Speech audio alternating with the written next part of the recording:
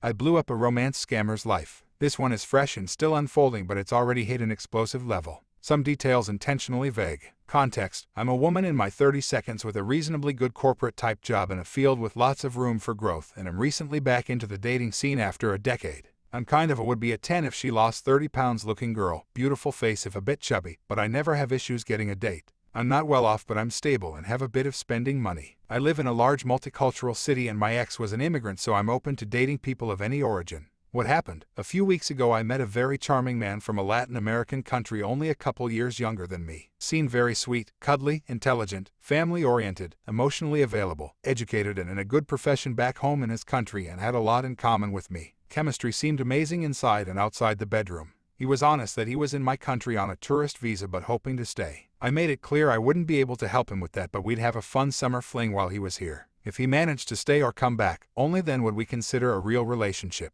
Then the other shoe dropped. A couple weeks and 4 dates in, during a text conversation about my work, he asked me to be his sugar mommy. I initially laughed and assumed it was a joke. He kept pushing and clearly said it wasn't. Of course, feeling insulted by this, I went off on him. He maintained it as a serious ask until I hit a nerve with my complaints about how embarrassed he should be to ask me that. Then he got angry and insulted me for thinking he was serious about it.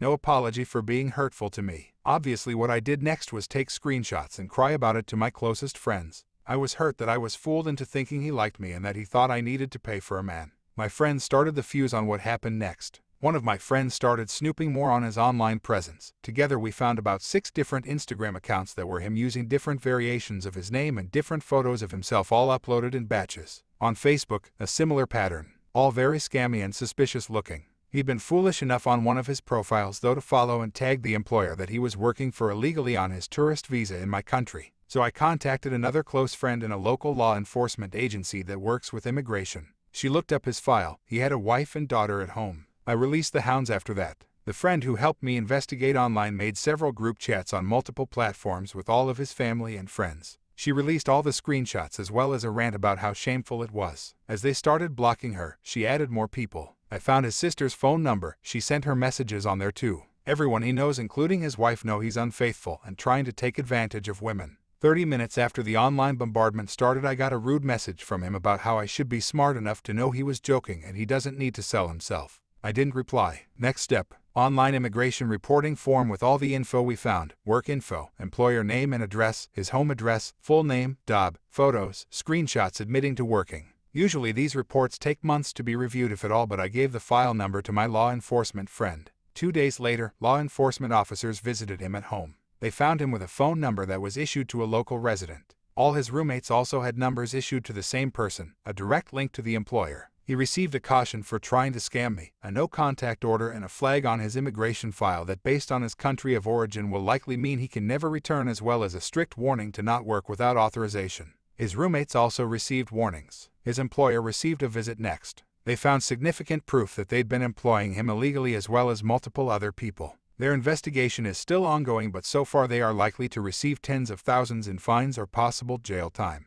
The guy isn't getting deported because the government would have to pay for it, and proceedings take longer than his remaining visa time, but he's now upgraded from a flagged file to a multi-year ban on re-entry to my country. If he bothers me again though, he will be deported as well. Hope he enjoys going back to his angry wife and the ridicule from everyone he knows. See you again, never. Edit: the comments on my appearance are a tongue-in-cheek way of describing how he may have viewed me and speak more to his failure to select the correct victim profile. It's not that deep and I don't really care about my appearance very much. Relax a bit, peeps. A lawyer's pro-revenge on a wife beater. Let's call him Joe. I have to call him something, the man I ruined, but I can't call him by his real name, so let's call him Joe. Joe was a wife beater. I was hired by Joe's brother-in-law, the brother of the wife that Joe beat. My client was also Joe's ex-business partner. Aside from the whole "you beat up my sister" thing, my client had another beef with Joe, a serious business beef. My client took it to court and gave me the case to handle. Joe and his lawyers fought me long and hard. Joe was confident that his bullshit and outright perjury would carry the day. It had always worked before. His bullshit and his fists had won him a good settlement with his ex-wife, free of child support, so maybe he thought that threats and lies would carry the day once more. But he was wrong, and after the trial I had a judgment against him, a big judgment, far bigger than he could pay. Joe twisted and he turned and he shimmied and shaked, but after a while I'd located and taken all his assets. It was easy, really. Joe had no thought of consequences, and so he didn't lawyer up until it was too late.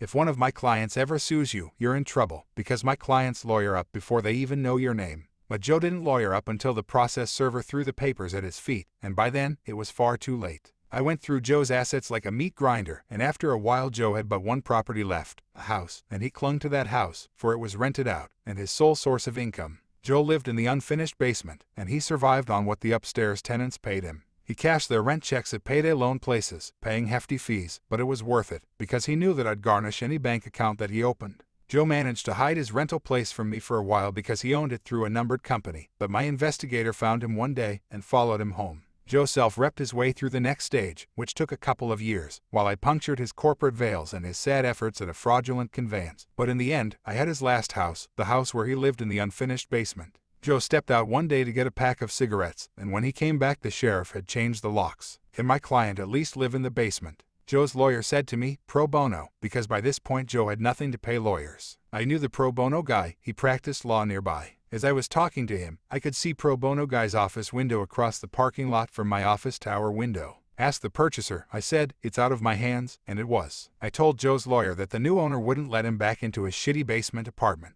Joe, a man who had owned this and that here and there and all over town, had just lost the last thing he owned on earth. Except for his truck. He still had his truck left. Joe's truck was this big-ass gas-guzzling beast that he drove around in. It was too old and too frail to be worth seizing, so I let Joe keep it, and I was glad I did that, because now the truck was where Joe slept. Until he made a mistake, and lost his truck, too. He lost his truck the day I got a phone call from the tenants at the house that Joe used to own. He came back, and parked his truck across the driveway, the tenant said, adding that Joe had gone nuts. He'd parked his truck there in a rage, out of spite, and then walked into town, saying he'd be back later that day to sleep in his truck. Can you get around the truck? I asked. The tenant could not. The driveway was blocked. I called one of the tow truck guys that I used to defend back in my criminal lawyer days, and in a couple of hours that truck was gone and parked somewhere else, somewhere special, in accordance with my specific instructions. My guy wants his truck back, the pro bono lawyer said the next day when he called me. Not happening, I said. I stood in my office 15 floors above the parking lot, and looked down where I imagined my pro bono counterpart was standing in his office, facing the same lot. But you have no right to the truck, he said. He has no right to block a man's driveway, I replied. It was terrible, really, standing up high, pronouncing words that took away a man's final asset, the last thing he owned on earth. I imagine that this must be what God feels like, before he strips a man of everything and sends him to hell.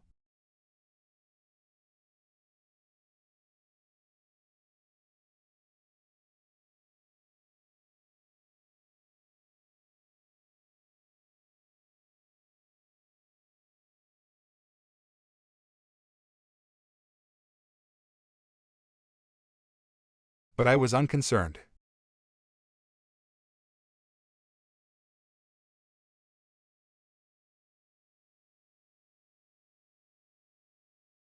My phone rang.